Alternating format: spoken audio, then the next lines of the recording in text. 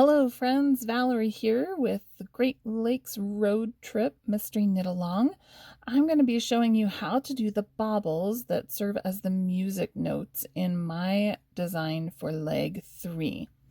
I have a swatch here and you can see I've got two colors of yarn.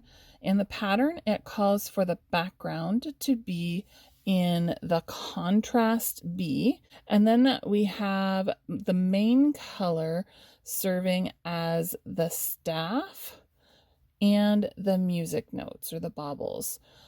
For this swatch, and to show you specifically how to do a bauble when you're using a different yarn color than the row that you're working, I am actually going to introduce a third color just to differentiate and make it really clear. I have worked across my row to the place where I'm going to put a bauble, and now I'm going to start to join my new yarn. So the first thing I'm going to do is insert the tip of the needle into the stitch where I want to make the bauble. And now I'm going to join my new color of yarn, and I'm going to pull that loop through the stitch, but I do not want to drop that off the needle. It's going to stay there. And now I'm going to do a yarn over, and then I'm going to knit into that stitch again. This is creating an increase. So I had one stitch, and now you can see from the green yarn that I have 3 stitches. So now we're going to turn that around and we're going to work back the opposite direction. So to make the bauble, we need to get still more stitches here. So we're going to increase again, and I use the backwards loop cast on to get it to add a stitch there. And I find it easier to go ahead and just put that on the left hand needle and then transfer it to the right hand needle like so. And my yarn, when I use that cast on, is right there handy in front for me. So then I'm going to purl 3, 1, 2, 3. And this is a little loose because I just joined new yarn, right? But I can always snug that up a little bit, just like that. And I need to add another stitch. So I'm going to twist the yarn and add it. For some reason this time it's easier to do it on the right hand needle. So now I have the 5 stitches on my needle and the yarn's coming towards me. I'm going to turn it around again, and I'm going to knit across all 5 stitches. The first one, admittedly, is a wee bit tricky because it's kind of loose, because it's just that backwards loop cast on. So we're going to knit 5. 1, 2, 3, 4, 5. All right, so we started with 1 stitch, we increased to 3 and then to 5. Now we're going to start decreasing again. So I'm going to turn this thing back around, and now I'm going to purl 2 together.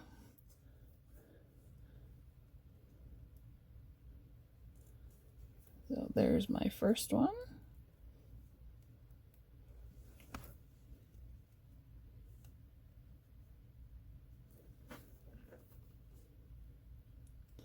And then I purl 1, and then I'm going to purl 2 together again.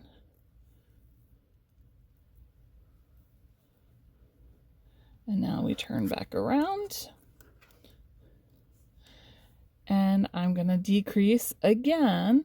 So this time I'm going to slip 2 stitches knitwise, knit 1, and then I'm going to lift those 2 slipped stitches up and over. So now I'm back down to 1 stitch.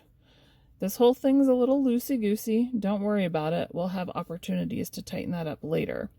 For now, I'm just going to go ahead and cut this yarn because I'm not going to do anything more with it. I'm leaving my tail a little bit long because a little bit later, you know, when you're going to have to weave in ends and all that fun stuff, we can use this to make the stems of the music notes. So if we look at the back here, you'll see I have the 2 threads from starting and beginning. And now I'm ready to resume my row, so I'm going to pick up my contrast B and continue knitting across to where I need to either make another bobble or slip a stitch, just whatever the chart tells me I need to do. So on the wrong side, I have purled across the work to just about where my bobble is, and I'm just going to slip the bobble. This helps a little bit with the spacing and having the bobble land more particularly where the music note would be. So that's why I'm having you just slip it. Okay, so now I've moved on to the next row and I'm back to using the blue, which is my main color. And since all my baubles are supposed to be in the main color, when I work rows with the main color, I can just continue on with the yarn if I want. Now, there are pluses and minuses to this. Pluses, that you don't have those tails to weave in. Minuses, you can't make your bobble as tight afterwards by tying the ends in a knot.